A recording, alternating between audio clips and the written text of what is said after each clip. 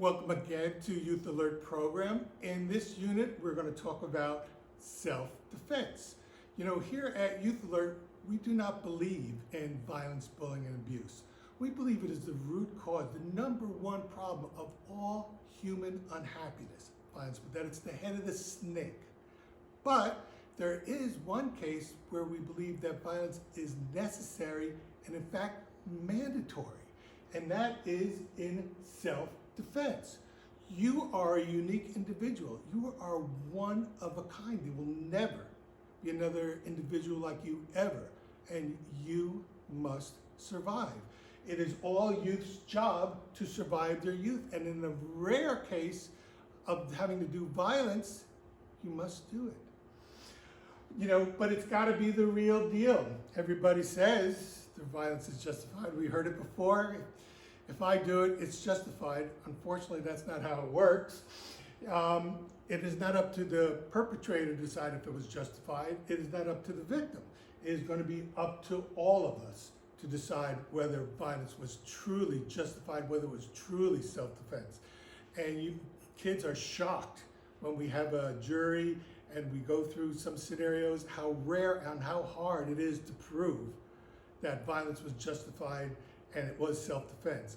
In fact, we believe that 99% of all the violence in the world is in fact unjustified and not true self-defense. You know, we don't want you just not to do violence. We don't want you to be a victim of violence either. And there's a lot of tried and tested true ways that you can do to lessen your chances of being a victim of violence. Use the buddy system. A lot of victims are in fact alone. If you have company, if you have a witness, if you have, it can make a big difference. Also learning self-defense. In that rare case that you have to do violence, it would be good to be prepared on knowing how to do it. Communicate. If we know where you are, you'd be surprised how fast we can get to you if you're in trouble. Listen to yourself, listen to your true identity. If you're not comfortable with something, that's the only reason you need not to do it. If you don't want to do something because of your true identity, you don't have to do it. And use the double-sided coin of deterrence. And that is, you have to push peace as much as you push your own self-defense. Or you won't know who to fight, when to fight, where to fight, or even if you have to fight for all. Us peaceful people are the greatest fighters in the world. That is because we know when to fight. We don't fight every street corner and every block. We wait until our principles are truly challenged, and we keep our powder dry to that moment that we know we have to fight. So that is why peaceful people are the best fighters, because we know when it's really, truly necessary to fight. But there's other things you can do to protect yourself. You know, be a safety judge. I would never tell you to judge another person. But when it comes to your safety, judge everything. You know, there's a lot of free help you can get out there. By all means, get it. You know, there are a lot of rules what you can do and can't do in life. But violence is the exception to every rule. What you can do is snitch. That's right. We want you to snitch. We know. Here's saying that snitches get stitches, but you see, it's just a tiny few who do violence around the world. And if we don't snitch on them, it's just a matter of time till they get to you or somebody you love, or they'll just increase their presence till they feel like they're 100% of society. You know, you're not tattletaling, because when it comes to violence, this is about survival. And it's your job to survive. Now, a lot of kids ask us, what if? Well, what if? Okay, we're going to cover a couple of what if. We're going to cover the worst case scenarios, what to do.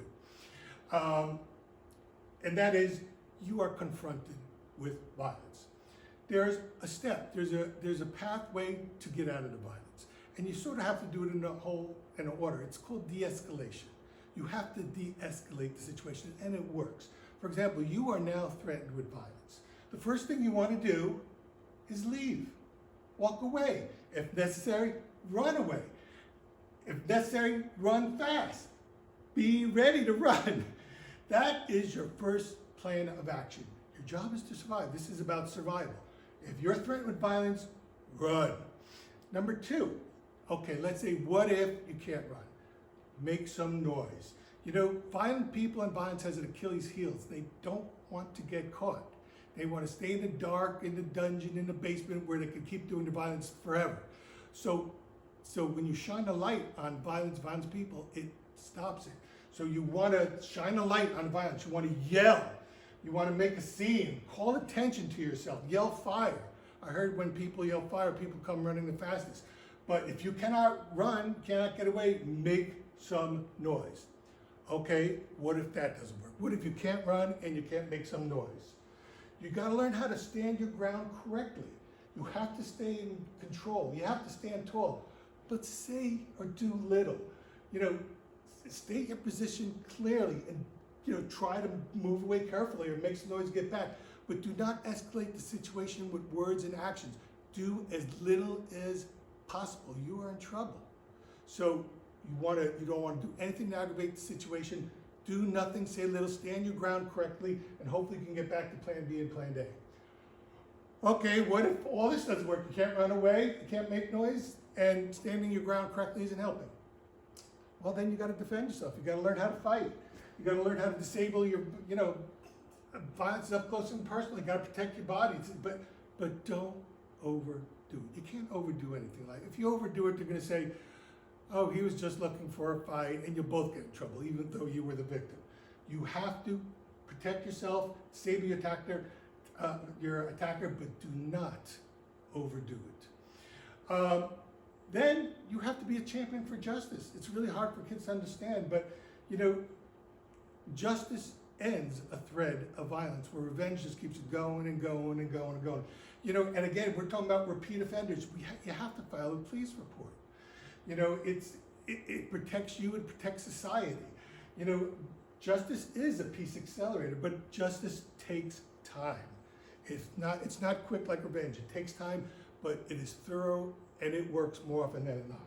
And the last thing you do after in the terrible situation is you have to let the healing begin.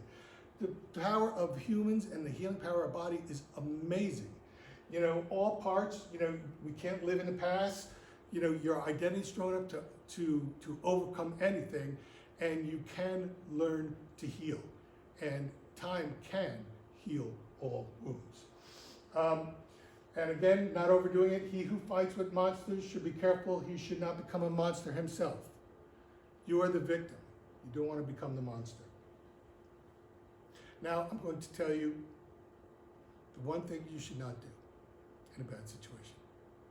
The one thing you cannot do. One surefire way to get killed or to get into trouble. This is what you should not do. Throw the first punch. I've been in many meetings where there are fights and who threw the first punch. And I've seen that dance that kids try to do to try to get out of it. There's no escape.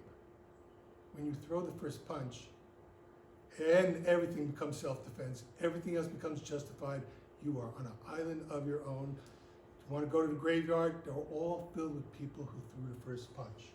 You know, so, you know, everyone is against you. It's, you know, I call it 52 pickup. Once violence happens, you never know what's going to happen. So you have to restrain yourself from throwing the first punch.